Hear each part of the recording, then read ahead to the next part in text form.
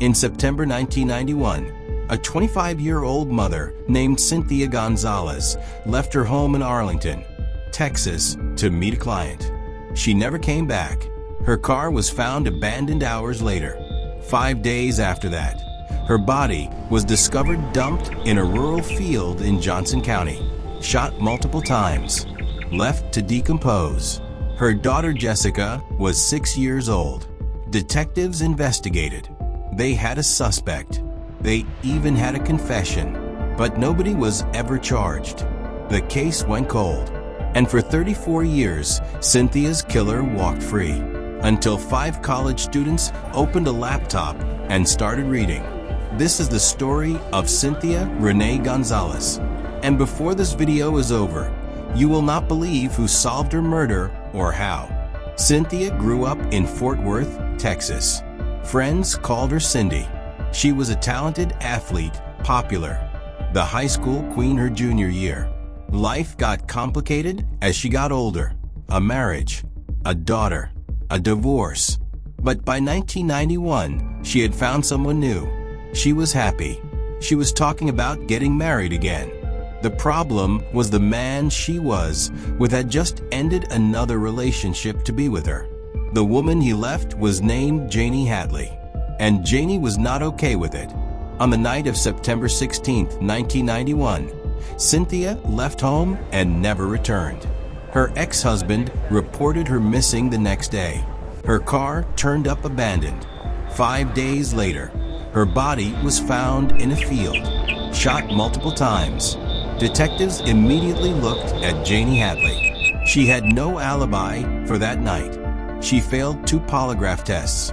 She even told investigators she was glad Cynthia was dead and had thought about having her killed. Multiple people came forward over the years claiming Janie had confessed to them directly.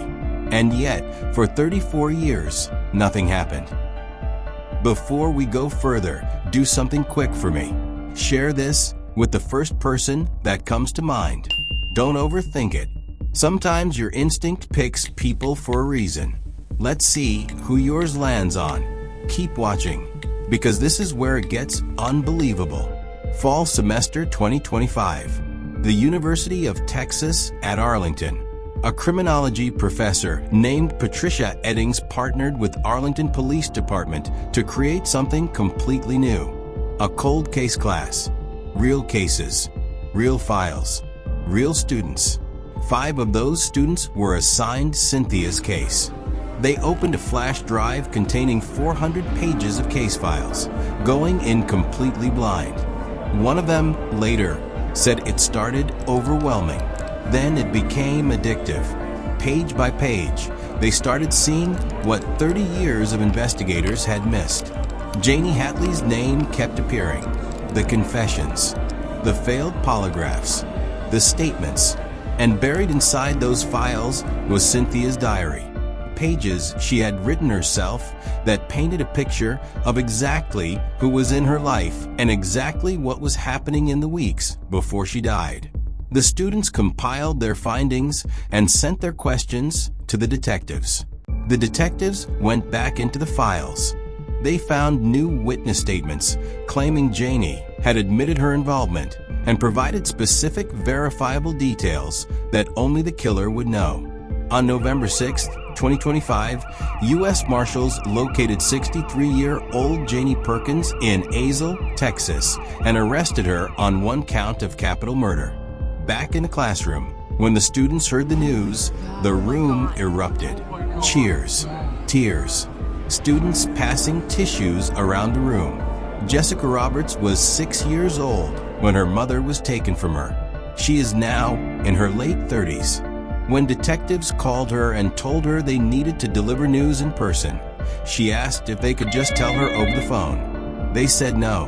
When she finally sat down in that room and heard what had happened, she said she felt overwhelmed, shocked, excited all at once. The grief, she said, never really subsided. It just came in waves year after year after year. Cynthia Renee Gonzalez was 25 years old.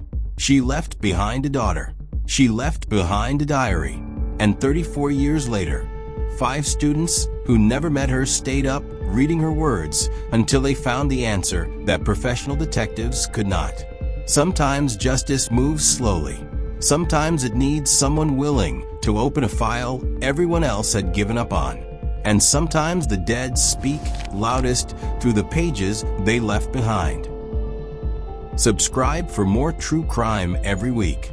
Drop a comment below. Does this case restore your faith in justice? I read every single one. See you in the next one.